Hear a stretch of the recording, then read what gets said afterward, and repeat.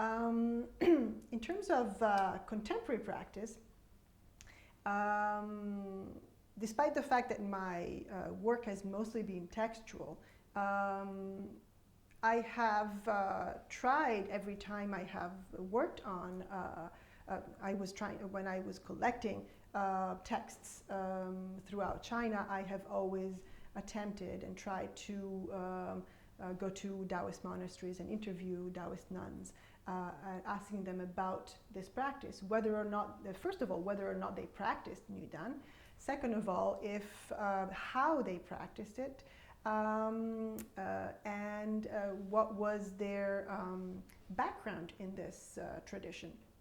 So I spent a number of weekends and I spent days with Taoist nuns on Qinchenshan and on Laojunshan in Sichuan specifically.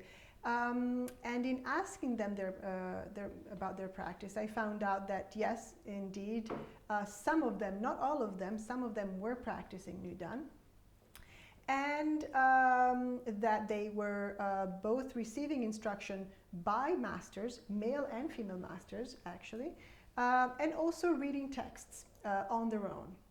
Now these texts were the same texts that I was reading for my research, and of course they had access to the same text, and sometimes I had more access to more text than they had, but of course they had the opportunity to ask their masters about difficulties that they would find during the practice.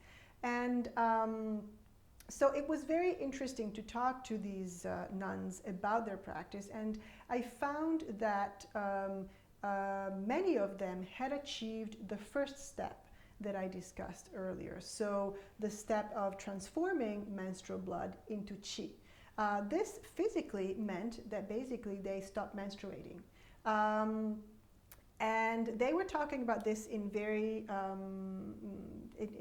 easily to me, maybe because I am a woman, but saying basically that they had achieved this first step through the various practices, for example, visualization techniques, for example, massaging of the breast, for example, breathing techniques, all of these brought together to transform the menstrual blood into qi. And so again, this menstrual blood was eliminated, was transformed into a more ethereal substance. And I asked them about the more specific process which is described in the text. And they confirmed that before the complete disappearance of the menstrual blood, there was a period of changing of the color of the menstrual blood from red to more yellow to white to non-existent.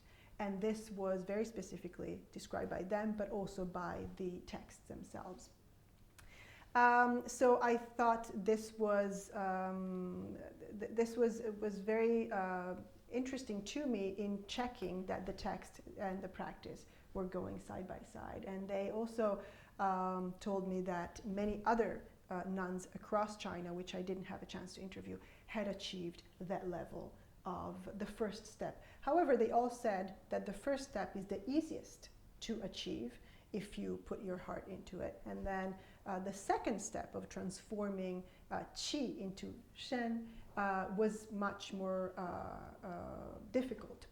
And it became less clear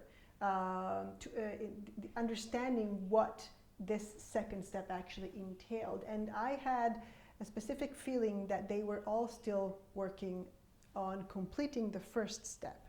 And they, so the second step is not different for men and for women. So the second step from qi to shen is the same for men and women.